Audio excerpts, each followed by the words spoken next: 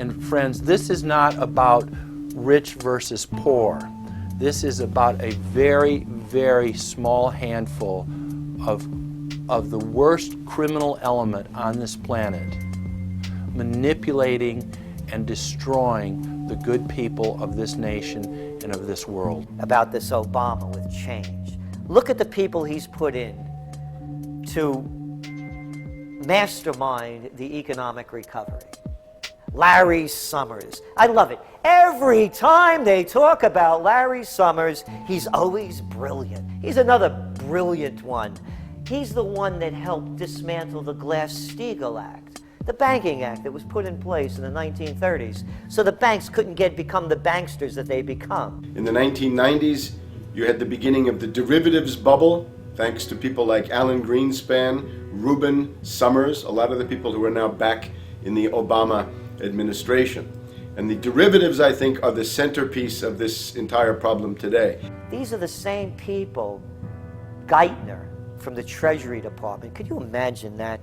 Now we have the U.S. Treasury Secretary, who also is a Robert Rubin protege of the Larry Summers Group, that dismantled Glass-Steagall and broke apart the regulations that would have prohibited the banks and brokerages from becoming these criminals. He was the former president of the New York Federal Reserve, and now he's our Treasury Secretary. And as we all know, the Federal Reserve is as federal as Federal Express. It's a private bank. And now we've put this guy in charge of it? I mean, Wall Street has hijacked Washington in broad daylight. Every single one of his appointments support the status quo. Every one of his appointments are there to screw the American people. Every single one of his appointments are people who are working to bring down the Republic and the Constitution of this country. Secretary of the Treasury, Timothy Geithner, Bilderberg Group and Trilateral Commission member. Secretary of State, Hillary Clinton, is a Bilderberg and CFR member. She is also married to Trilateral Commission member William Jefferson Clinton. Ambassador to the United Nations, Susan Rice, Trilateral Commission. National Security Advisor General James L. Jones, Bilderberg, Trilateral Commission, and CFR. Deputy National Security Advisor Thomas Donilon, Trilateral Commission, CFR. Special State Department Envoy Henry Kissinger, Bilderberg Group, Trilateral Commission, and CFR.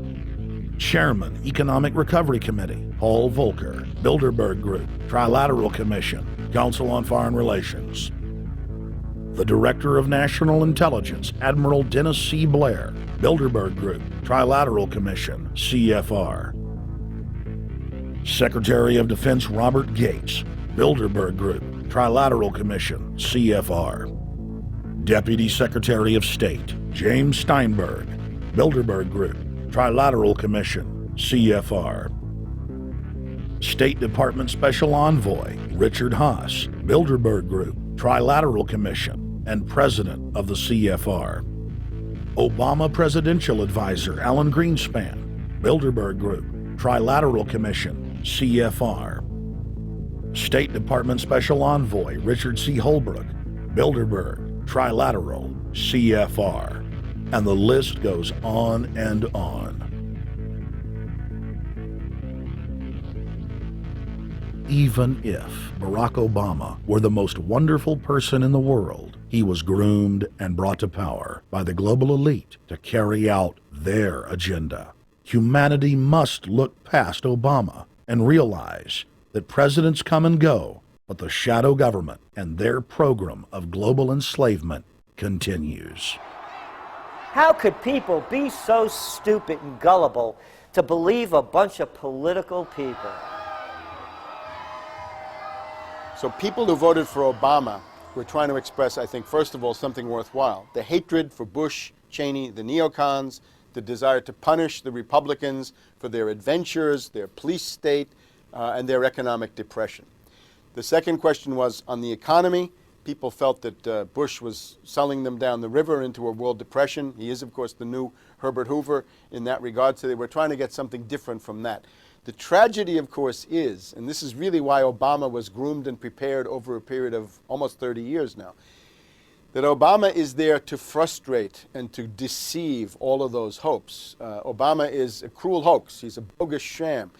He's an absolute denial of everything that you'd expect from an American president. It is very disturbing to see well-meaning people falling for high-tech propaganda over and over again. It happened after 9/11. The American people en masse were swept into a mob psychology, irrationally throwing their common sense to the wind and doing whatever the administration told them to. The general public eventually caught on to the fact that George W. Bush was a deceitful thug and that the economy was in free fall.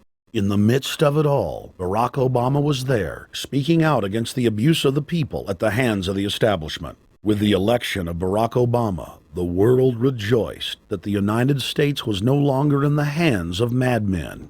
But unfortunately for humanity, this was another vicious fraud. I want to like the guy. He speaks gently, he's intelligent, he seems to be a man of peace. He is just as charismatic as they come. But you know what? Is that a tree is really, really measured by the quality of its fruit. And when you kind of put away all the flowery words, when you put away all the rhetoric, when you put away all the rock and roll music, what he does is what's important for the people of this country, starting with the truth. Obama is notoriously a liar. He promised that he would get out of Iraq, I think within 16 months at some point.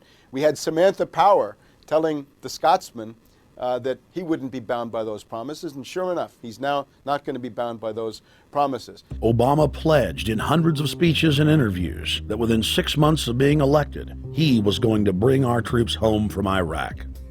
But after he was inaugurated, the story changed. Now he said that they would look at bringing some of the troops home in 16 months. 2 weeks later, his story had changed again. Now the administration would look at bringing the troops home in 23 months. Well, Obama's already fudging.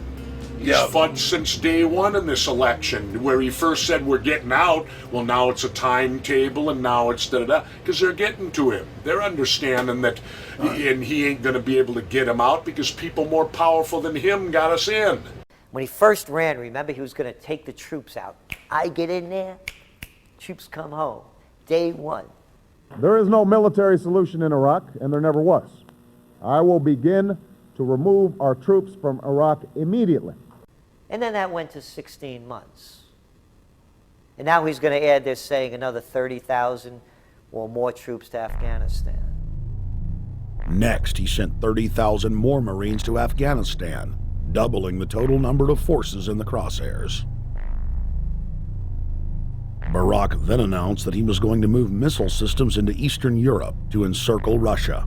But after all, what should we expect after he kept Bush's Secretary of Defense Robert Gates? The outcome of this policy is if you're constantly meddling near the Russian borders with these fascist creeps, IMF, NATO agents like Yushchenko of Ukraine, or Saakashvili or Georgia, or these Kaczynski twins in Poland, or various collections of people in Latvia, Lithuania, Estonia, you're tied to these gangsters, and if they decide to start a war, that rapidly escalates into thermonuclear World War III. This is worse than the neocons. Bush and Cheney never got as far as Brzezinski, Soros, and the other people running Obama. Barack Obama swore that he would vote to repeal the Patriot Act, but then he voted for its reauthorization. Obama decried the Bush administration's illegal warrantless wiretapping of the American people. Then he voted to legalize it.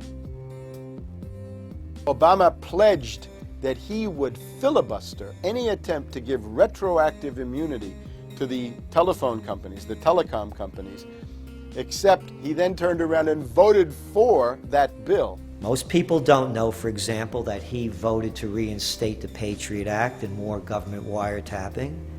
Candidate Obama told desperate factory workers in speech after speech that he was going to renegotiate NAFTA and GATT to make it more fair for American workers. It is absolutely true that NAFTA was a mistake.